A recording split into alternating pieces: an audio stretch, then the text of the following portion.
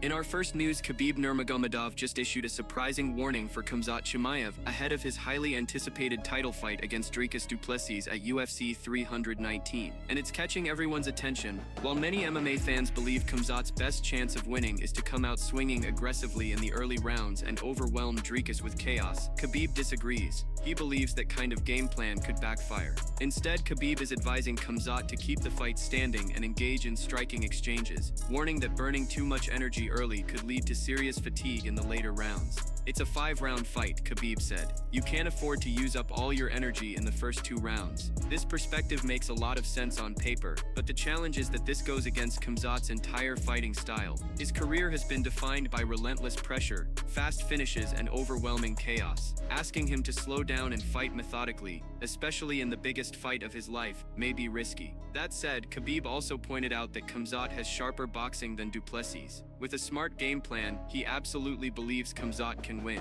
He emphasized that in a pure boxing match, Khamzat is the superior striker. But the key is pacing. You can go hard in round 1, but if you don't finish him, you need to be ready for rounds 4 and 5. You can't gas out.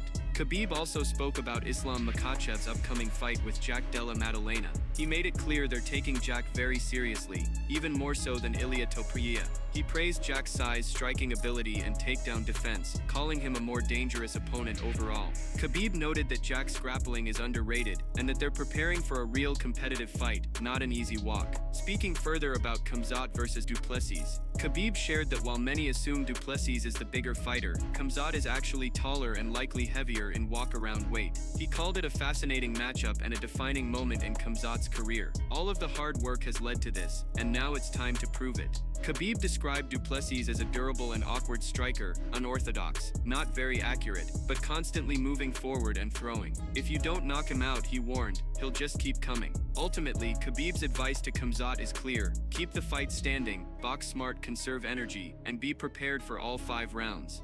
In another news, Alexander Volkanovski is giving Max Holloway his flowers, but he's also keeping it real. Following Max's emotional retirement win over Dustin Poirier, the MMA world erupted in praise, honoring one of the sport's most beloved fighters. But Volkanovski, Holloway's longtime rival and former opponent, took a more analytical approach, focusing on something many fans are starting to notice: Max's legendary chin may be fading. For years, Holloway was known for being nearly indestructible, eating heavy shots like they were nothing and walking down even the hardest hitters. But that seems to be changing. Max has now been dropped in 3 straight fights, including the brutal knockout loss to Ilia Topuria at UFC 308. Volkanovski pointed out that it's something we never used to see. I hate saying it, he admitted, but is the chin exactly the same? I don't know if I can say it is. He explained that if Max were to fight again, he couldn't rely on that signature durability like he once did. Instead, he'd need to approach fights more strategically and carefully. Volkanovski noted that even in the Poirier fight, Max was getting hit more than expected. I thought he'd be a bit more strategic, play on the outside more, he said.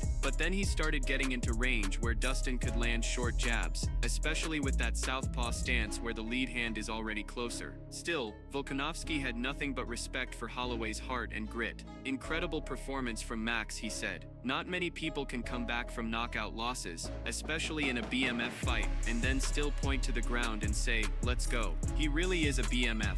I wouldn't do that. I'll tell you right now, I wouldn't do that. In the end, Volkanovski's message was clear. Max Holloway remains one of the greats, but the Max who could walk through fire without flinching may be gone. And if he ever returns to the octagon, he'll need to evolve, because the game has changed, and so has his chin.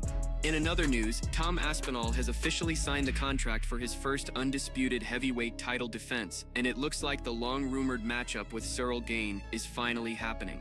According to UFC Eurosport, the fight is on the horizon, and fans are already buzzing with excitement. After months of waiting, uncertainty, call-outs, and back-and-forth drama involving Jon Jones and the UFC brass, Aspinall finally has an opponent locked in. No more speculation, just business. Let's talk about Gane for a moment. He's coming off a controversial win over Alexander Volkov, a razor-close fight and by many accounts, a disappointing performance. Gane knows it. This upcoming title shot is his chance to silence the critics critics and remind the MMA world of the elite level he's capable of reaching. He's been at the top before, but if he wants to stay there, he'll need to take out the new king in Aspinall, and that's no easy task. Still, imagine the chaos if Gane pulls it off, regains the belt, and then Jon Jones returns out of nowhere, beats him again, and rides off into the sunset. That would be the ultimate troll move, and one of the wildest endgame twists in UFC heavyweight history.